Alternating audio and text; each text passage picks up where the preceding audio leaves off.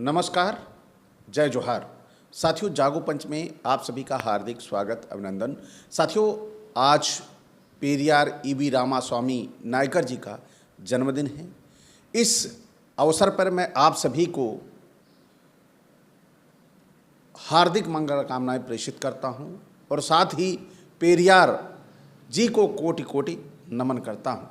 तो साथियों, इसी संदर्भ में आज हमारा ये वीडियो भी होने वाला है, जिसमें हम पेरियार ईवी रामास्वामी जी के एक भाषण को लेकर मैं आप तक पहुंचाना चाहता हूं कि वो भाषण आप तक पहुंचे कि पेरियार जी ने अपने भाषण में क्या कहा था अपने समाज के लिए। ये भाषण उस समय का है जब वो मेट्टुपालायम तमिलनाडु में तर्कवाद विषय पर भाषण दे रहे थे और पुस्तक है सामाजिक क्रांति के अग्रदूत। तो मैं उनके भाषण को यथावत पढ़ के सुनाऊंगा। इसमें कोई भी एक भी शब्द मेरी तरफ से नहीं होंगे और ना ही मैं इस विषय में कोई विश्लेषण करूंगा। मैं यथावत ही आप तक ये भाषण पहुंचाऊंगा। 22/6/1971 की बात है। पेरियार जी ने भाषण दिया था, अपने समाज को क्रांतिकारी विचारों की ज़रूरत है, तर्कवाद के प्रचार की गति बढ़ाने की ज़रूरत है, इसलिए हमने तर्कवादी संघ यानी रैशनल एसोसिएशन की स्थापना की है। ऐसा तर्कवादी संगठन अचानक आने के कारण कुछ लोग विरोध भी करेंगे। अपने आंदोलन किसी संगठित या व्यक्ति का विरोध में है, ऐसी अफवाहें भी फैला सकते हैं। हम उनके विरोध में हैं कि नहीं, उनके बारे में मैं दृढ़तापूर्वक कहना चाहता हूँ कि हम न्याय के विरुद्ध कभी नहीं खड़े हुए और विवेकशीलता का कभी विरोध नहीं किया। हम अपने संगठन को तर्कवादी संगठन कहते हैं, इसलिए आप स्वयं इस पर विचार करें। हमारा उद्देश्य वही है और वही योग्य भी है। दूसरे क्या करते हैं, जरा इस पर विचार करिए। वे हमें साथ में लेते हैं और हमारे साथ पशुवत व्यवहार करते हैं। वे वर्णाश्रम धर्म संगठन बनाते हैं, उनका उद्देश्य जातियों को बचाने का होता है। वे सनातनियों के संगठन रूढ़ि परंपराओं को बचाने व जारी रखने के लिए काम करते हैं। राम ने क्या किया, कृष्ण ने क्या प्रवचन दिया, ऐसे ही अन्य फालतू विषयों पर बोलते रहते हैं। इन सब के लिए फिर वे अधिकार की बात करते हैं। ये तुम्हें स्वतंत्र रूप से चिंतन भी नहीं करने देते। ईश्वर, देवी देवता, धर्म, धर्मगुरु आदि के बारे में जो बोला जाता है, उनके बारे में विचार करने का आपको अधिकार ही नहीं है। हमारा प्रचार उनके ईश्वर, देवी देवता के विरोध में है, ऐसी उनकी गलतफहमी है। हमारे प्रचार से उनकी भावनाएं आहत होती हैं, ऐसा भी वे चिल्लाते हैं। उसके लिए हम क्या कर सकते हैं? जाने दो, उन्हें गलत संगत में और अपने नाश करा के लेने दो। हम कहाँ तक शूद्र के रूप में अपमान सहते रहेंगे? सच पूछो तो मुझे अपने लोगों की चिंता होती है। हम कहाँ तक दूसरों का वर्चस्व कबूल करके अपमान व जिल्लत सहते रहें? कहाँ तक वे कहें उस पर आंख बंद करके विश्वास करते रहें, फिर अपने मस्तिष्क का क्या उपयोग करें, यानी अपने दिमाग का क्या उपयोग करें?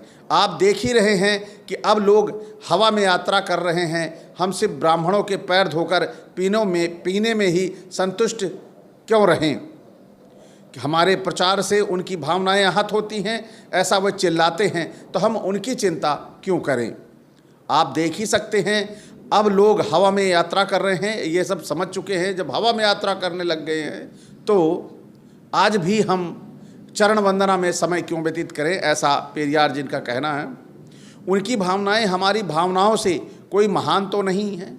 हमें अपना काम करते रहना है। हमें खतरे और बहुत सी अड़चनों का सामना करना पड़ेगा, उसकी भी हमें जानकारी है। हम अपनी जान भी खतरे में डालने को तैयार हैं।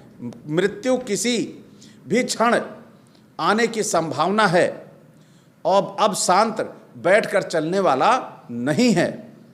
कारण पहले हमने शांत रहकर दूसरों का आधिपत्य स्वीकार करके देख लिया है।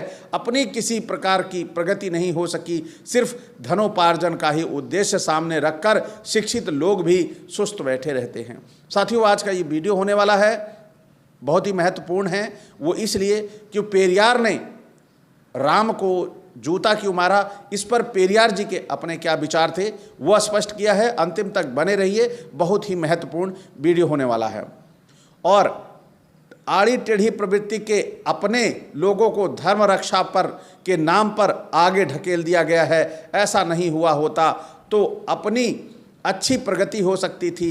हम कुछ बोलते हैं तो क्रिश्चियन हमारे ऊपर प्रहार करने दौड़ पड़ते हैं, दूसरा कुछ बोले तो मुस्लिम हमारा धिक्कार करते हैं। इन दोनों के अलावा जब हम अपने धर्म के बारे में बोलते हैं तो सिर्फ ब्राह्मण ही हमारा निषेध करते हैं, वह भी पर्दे के पीछे, सामने आकर नहीं। जो हमारे खुद को नीच शूद्र मानते हैं और माथे पर राख तिलक लगाकर शिव शिव राम राम कहते हैं, वे ही आपस में लड़ते रहते हैं। मेरे विरोध में न्यायालय में चल रहे मामलों के बारे में मुझे कुछ नहीं कहना। जब मैंने सेलम में राम की मूर्ति को जूते से पिटाई किया, उस समय मेरे विरोध में एक भी ब्राह्मण कोर्ट में नहीं गया। उल्टे हमारे लोग मेरे विरोध में कोर्ट में गए, उनकी भावनाएं आहत हुईं, ऐसा उन्होंने आरोप लगाया और मुझे कोर्ट से हुक्म आया कि उसके बारे में आप लोगों ने अखबारों में पढ़ा ही होगा। जब तक हम उस जानलेवा बीमारी समझकर उसका ऑपरेशन नहीं करेंगे, तब तक हम अपनी समस्याओं का समाधान नहीं कर सकते। यह बीमारी बहुत पुरानी हो चुकी है, इसलिए मैं उस समस्या की जड़ तक जा रहा हूँ। सिर्फ ऊपर की चर्चा करके इसका निदान संभव नहीं। इसलिए हमने क्रांतिकारी विचारों के प्रचार प्रसार के लिए तर्कवादी संघ नाम से संगठन बनाया है। यदि हम खुद को निचले दर्जे का समझ रहे हैं और हिंदू नाम की संकल्पना को मार रहे हैं तो हम सब शूद्र हैं, यह भी मानना ही पड़ेगा। इतना ही नहीं बल्कि हमें शास्त्र, धार्मिक विधि, ईश्वर, देवी देवता, सनातन मतवादी नियमों को मानते हुए भी व्यवहार करना पड़ेगा। हमें नीच शूद्र किसने बनाया, इस पर हमें विचार करके सवाल नहीं करना चाहिए।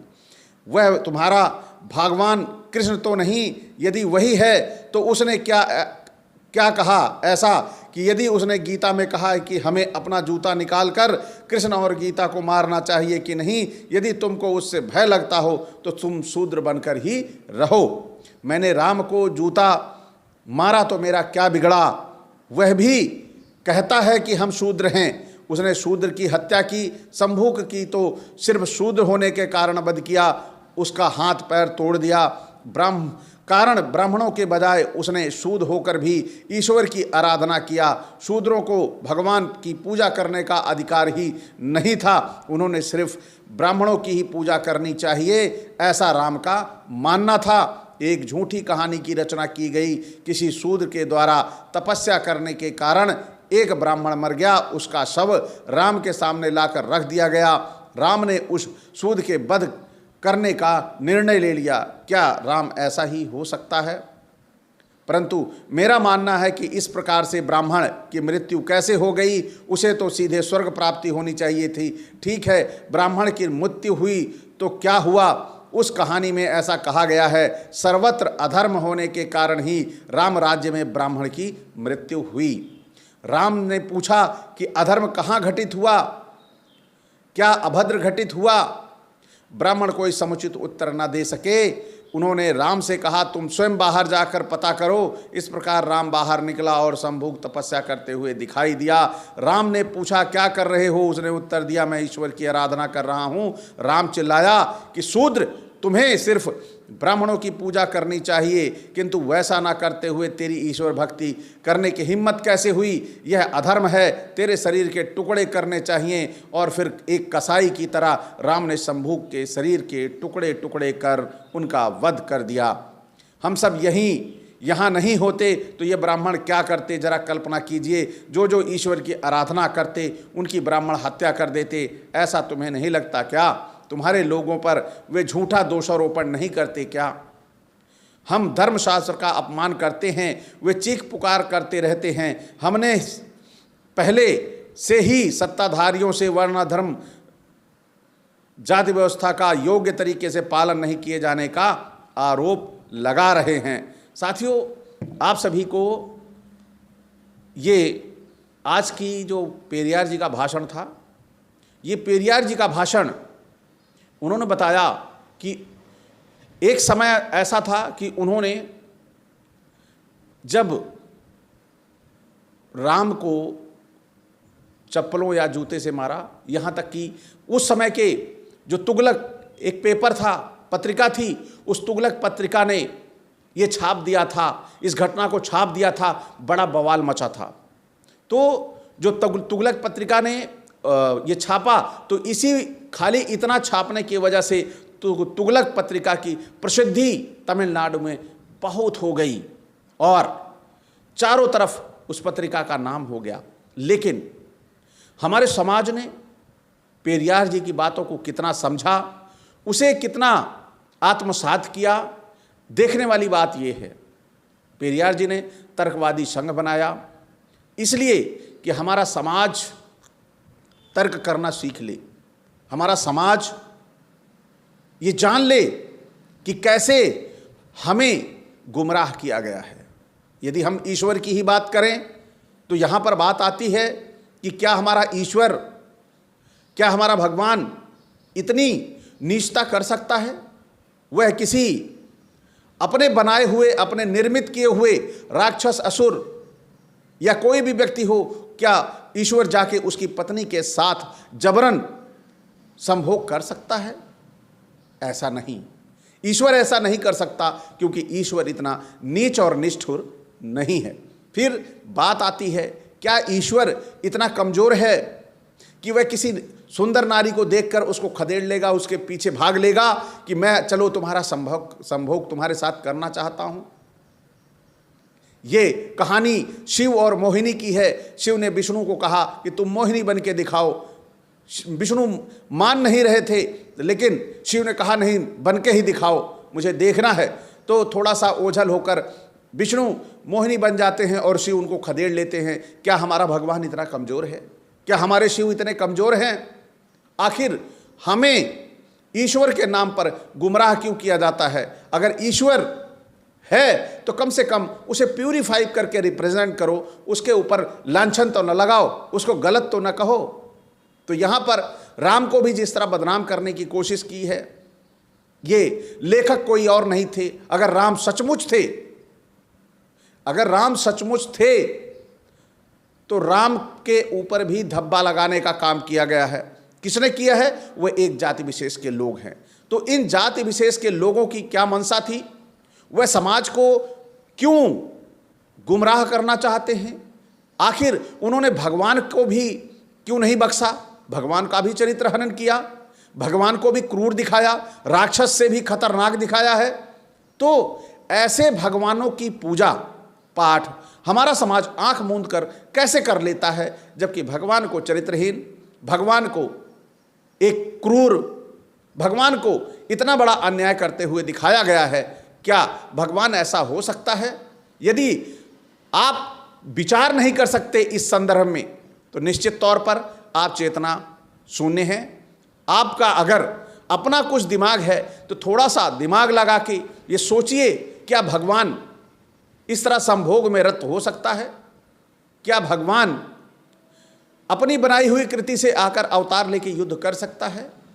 क्या भगवान इस तरह दुनिया में हो रहे अत्याचार, बहन बेटियों के ऊपर क्रूरतम अत्याचार हो रहा है, क्या वो मूक बैठा दर्शक की तरह देख सकता है? अभी आपको सबको पता होगा, हालिया एक घटना है, अयोध्या में राम मंदिर के अंदर साफ सफाई करने वाली एक युवती के साथ गैंग रेप हो जाता है। 9 लोग उसके साथ दुराचार करते हैं। क्या राम वहीं पे बैठे आंखें मूंदे बंद करके ये सब देख सकते हैं? नहीं साथियों, नहीं देख सकते। यानी यहां भी ये जो राम भगवान आपके सामने रिप्रेजेंट है, ये सारे के सारे डुप्लीकेट हैं। इनका ये कोई काम नहीं करते, ये केवल एक जाति विशेष के लोगों का प्रोपोगेंडा है, असीमित धन कमाने का और सदियों तक धन कमाते रहने का और बिना मेहनत के खाने का। यह बहुत बड़ा षड्यंत्र है, यह आप सभी को समझना होगा। तो साथियों, इसी के साथ मैं विदा चाहूँगा, इसी एक अपेक्षा के साथ, यदि आपको आज का पेरियार का ये भाषण अच्छा लगता है तो आप इसे लाइक करें, और जो हमारे साथी यहाँ तक देखते आ रहे हैं वह चैनल को सब्सक्राइब करना ना भूलें, साथ ही बेल आइकन की घंटी दबा लें, जिससे हमारे वीडियो का नोटिफिकेशन आप तक त्वरित गति से पहुँच जाए। इसी के साथ मैं विदा चाहूँगा। नमस्कार, जय जोहार।